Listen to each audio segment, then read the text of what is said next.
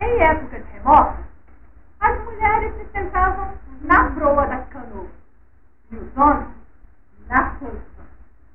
Elas é que saíam para caçar,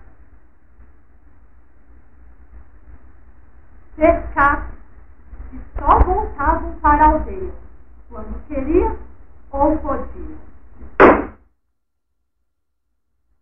Já os homens é que montavam as tocas, preparavam a comida, acendiam a fogueira contra o frio, cuidavam dos filhos e curtiam peles de abrigos. Assim era a vida dos índios, na terra do fogo. Até que um dia os homens mataram todas as mulheres.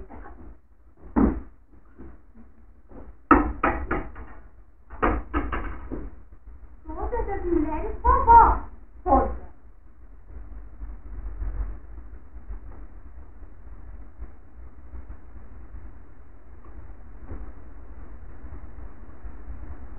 E então, eles colocaram as máscaras que as mulheres usavam para aterrorizá-los. E somente as meninas recém-nascidas eram salvas do extermínio.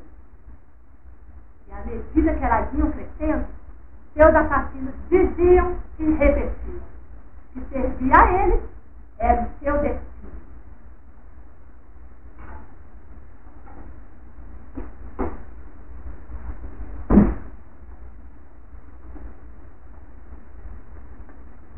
E elas acreditaram.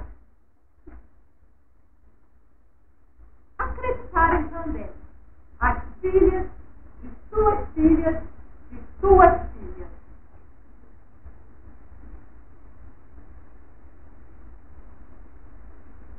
Mulher, traz a cerveja!